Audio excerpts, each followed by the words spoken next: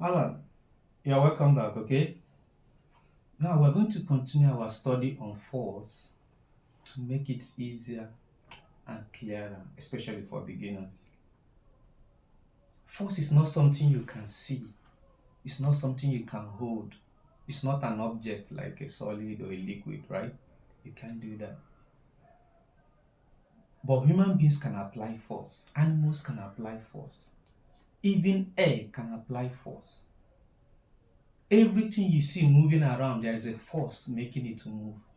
Yet, we can't see it, but we talk about it. Imagine your daddy's car, your mommy's car, they move when the force from the engine causes them to start moving.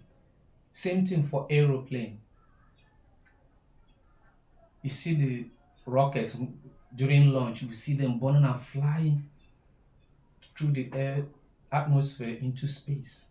There is a large force pushing them. So force is very important in our society. Now the question is, how do we let a learner imagine what force is? Scientists were like, well, this force guy is very important, but I can't show you. It doesn't look like a dog or something. Okay. The simple way to represent force, friends, is with an arrow. I repeat, the way to represent a force is with an arrow. So now we know a force is represented with an arrow. Every force must have magnitude. Another name for magnitude is size. The force must have sense, and the force must have direction. In most of your textbooks, they can gather these two together and say the force must have magnitude and direction, and that's it. And that is, correct and true. But there's a reason why I want to split it into three. Now let's take them one after the other, guys. Imagine I draw this to represent a force. I draw another one to represent another force. Let me call this force A, and I will call this force B. Guys, these two lines, which one is longer? Of course, it's easier for you to tell me is line B, right? But because there's an arrow on it, remember, you won't call it line anymore. You call it force. So this is force A and this is force B. Because B is longer than A, it means the size of force B is bigger than the size of force A. So the length of a line, or rather the length of line of force, tells you the size. If I draw another one here and I call this C, you will see that C now is smaller than A, while A is smaller than B. Right?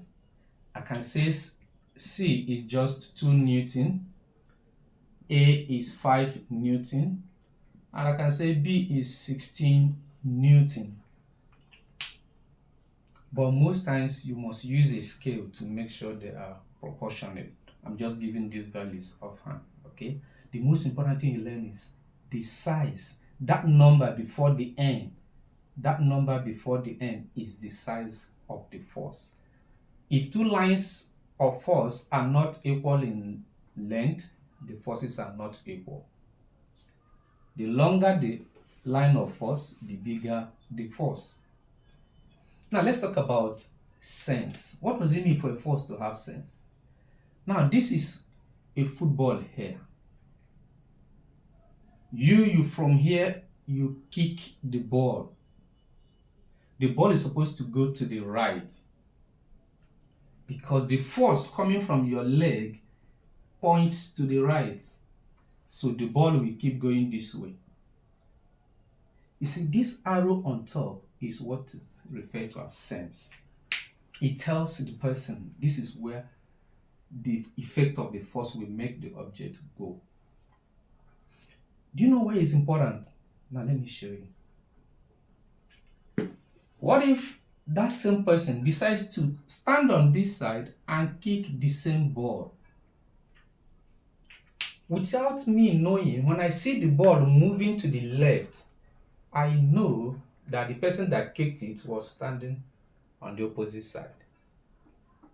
How will I know? Look at the arrow that shows me the direction of the force from the person's leg kicking the ball towards the left. So that is what this is here to represent. Very, very important. Remember, the length of the line of force tells you size or magnitude, and the arrow points to the sense.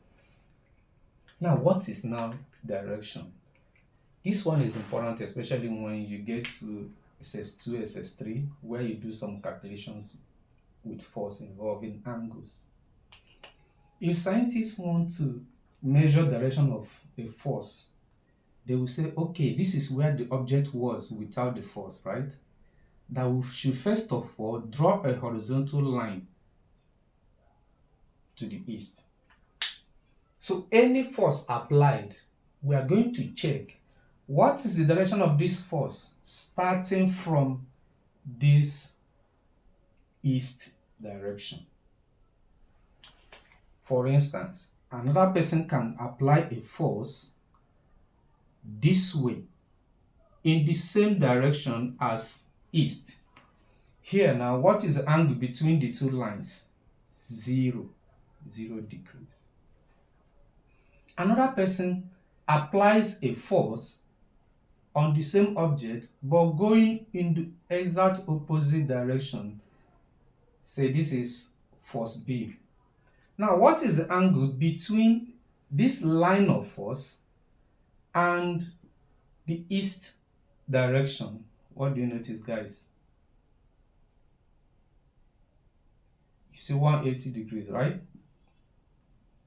Another person can say, okay, I'm going to kick this ball not straight on the ground to the east or to the west. I'm going to kick it so it will go up at an angle. You see, at that time, there's an angle here, theta.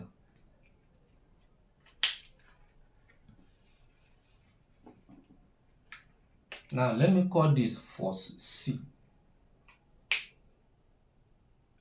When it was parallel to the east, we say the angle is 0. When it is exactly opposite to east, we say the angle is 180.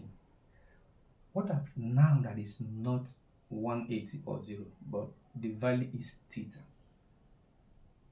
So you are telling the person that from the east, I applied this force, an angle theta degrees from the east.